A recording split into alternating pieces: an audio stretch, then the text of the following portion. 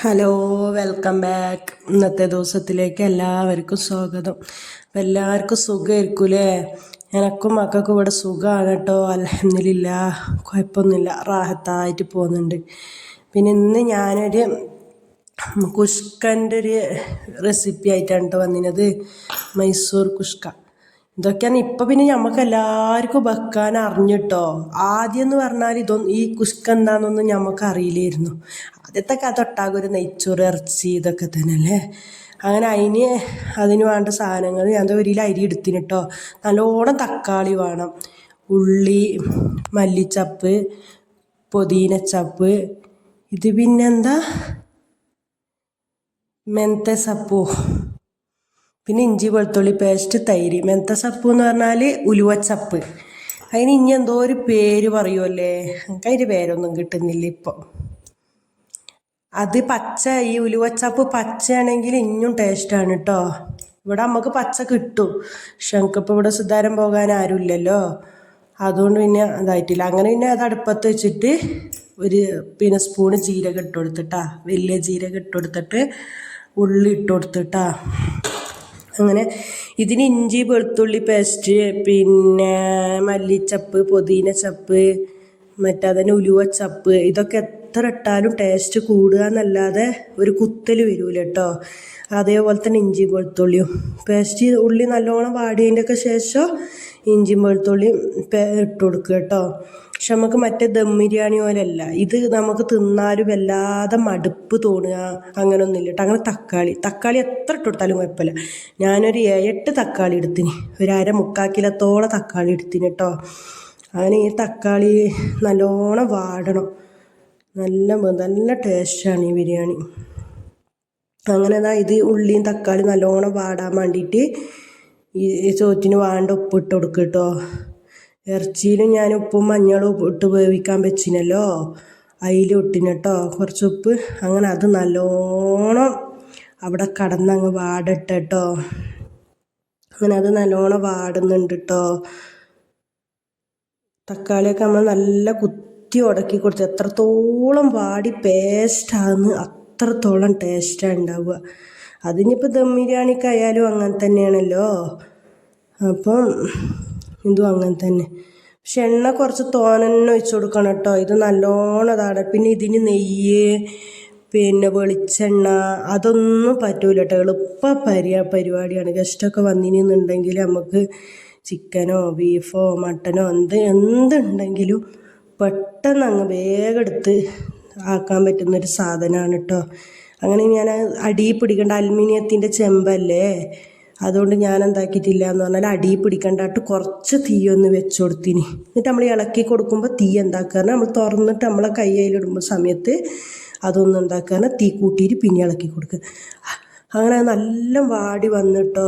അപ്പോൾ മല്ലിച്ചപ്പ് ഇട്ട് കൊടുത്ത് ഞാനൊരു 1.5 കെട്ട്, 2 കെട്ടോളം മല്ലിച്ചപ്പ്, ഒരു ഫുള്ള് വലിയൊരു കെട്ട് പുതിനച്ചപ്പ്, പിന്നെ ഇത് ഉലുവച്ചപ്പ് എന്തോ പറയുമല്ലോ ഇതിന്. അങ്ങനെ അതും ഇട്ട് കൊടുത്തിട്ടോ. അതും ഇട്ട് കൊടുത്തിട്ട് നല്ല ഇളക്കി കൊടുത്തിട്ട് നല്ലോണം വേകാൻ വെക്കുക. ഇതൊക്കെ പെട്ടെന്ന് വേകുന്നതാണല്ലോ. അങ്ങനെ നല്ല വാടട്ടെ.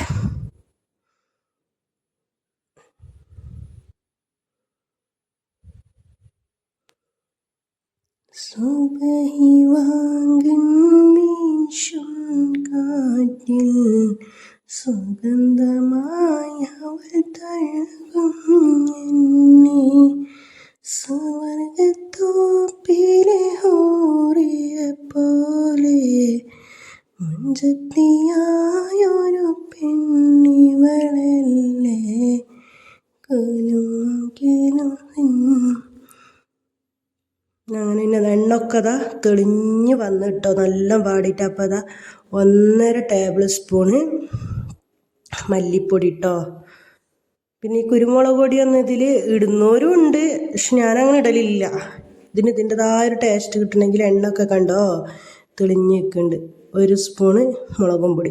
പിന്നെ ഈ കുഷ്ക ബിരിയാണിക്ക് കുറച്ച് എരിവ് നല്ലതാണ് കേട്ടോ, നല്ല രസമുണ്ടാവും എരിവ്. പക്ഷെ എൻ്റെ ആ മുളകും പൊടി എരിവുള്ളതുകൊണ്ട് ഞാൻ നല്ല ഇട്ട് കൊടുത്തതാണ്. പിന്നെ ഒരു 1/4 ടേബിൾ സ്പൂണ് മഞ്ഞൾപ്പൊടി ഇട്ടോ. പിന്നെ മസാല, മട്ടൻ മസാല അത് ഒരു 1 ടേബിൾ സ്പൂൺ ഇട്ട് കൊടുത്തിനെ. ഒരു കമ്മട്ട കണക്കാണ് ഞാൻ ഇട്ട് കൊടുത്തിനത്. പിന്നെ ഇത് ബിരിയാണി മസാല അതൊരു 2 ടേബിൾ സ്പൂൺ. ഇതൊന്നും ഒരു സ്പൂണ് കണക്കിന് ഞാൻ ഇട്ട് കൊടുക്കുന്നില്ല കേട്ടോ. എന്താ പറയുക, ഒരു കയ്യിൽ ക്യാമറ അല്ലേ, എനിക്ക് സ്പൂണക്ക് കൊട്ടി കൊടുത്തിട്ട് ഇടാൻ പറ്റൂല. 1 ടേബിൾ സ്പൂൺ, ഒരു 1.25 ടേബിൾ സ്പൂൺ ഗരം മസാല. അപ്പോൾ എന്താ പറയുക, ഞാൻ എൻ്റെ ഒരു കമ്മട്ട കണക്കിനാണ് ഞാൻ ഇട്ട് കൊടുക്കുക. അല്ലാതെ അത് നിങ്ങൾക്ക് എന്താ നിങ്ങളാക്കുന്നതിന് ക്വാണ്ടിറ്റി അനുസരിച്ചിട്ട് നിങ്ങൾ ഇട്ട് കൊടുത്തോളൂ കേട്ടോ. മസാല ഓരോരുത്തർക്ക് ലൈറ്റ് മസാല ഇഷ്ടപ്പെടും, ഓരോരുത്തർക്ക് നല്ലോണം മസാല ഇഷ്ടപ്പെടും. അതുകൊണ്ട് അത് നിങ്ങളനുസരിച്ച് നിങ്ങൾ ഇട്ട് കൊടുത്തോളൂ കേട്ടോ. അതിന് ആ മസാലയും ഇതൊക്കെ പാടൊന്ന് പിടിക്കട്ടെ കേട്ടോ.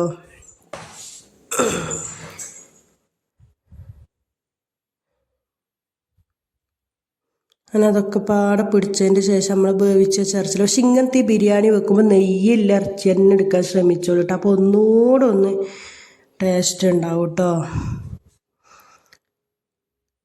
എന്നിട്ട് ആ ഇറച്ചിയിലുണ്ടാകുമല്ലോ വെള്ളം, ആ ഇറച്ചിത്തെ വെള്ളം, മസാലത്തെ വെള്ളം, എന്നിട്ട് ഈ മസാലയൊക്കെ തന്നെ അരി ഇട്ട് കൊടുക്കണം. അരി ഇട്ട് കൊടുക്കുന്നുണ്ട് ഞാൻ കേട്ടോ.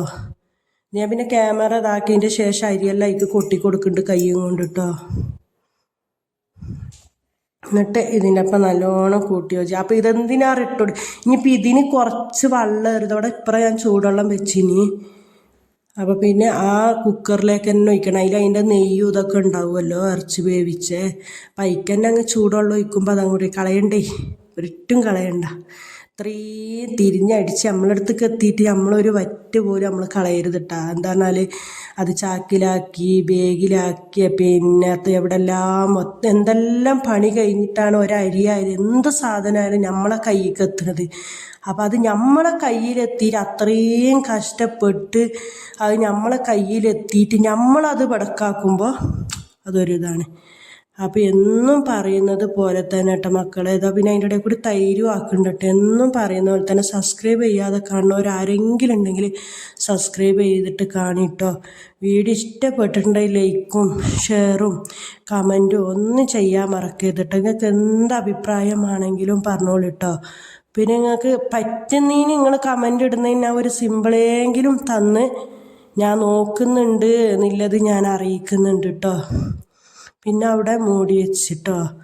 പിന്നെ എല്ലാം കഴിഞ്ഞതാ ഇളക്കി നോക്കുമ്പോൾ ഇതിന് കുറച്ച് വെള്ളം ഏറിയാലും കുഴപ്പമില്ല. ഈ ബിരിയാണിക്ക് കുറച്ച് വെന്ത് പോകണം. അല്ലാതെ നമ്മളെ സാധാ ബിരിയാണി നെയ്ച്ചോറൊക്കെ വെക്കുമ്പോൾ ഒരു അരി വിട്ടിട്ട് ഒരരി അങ്ങനെ രസം ഉണ്ടാവില്ല കേട്ടോ.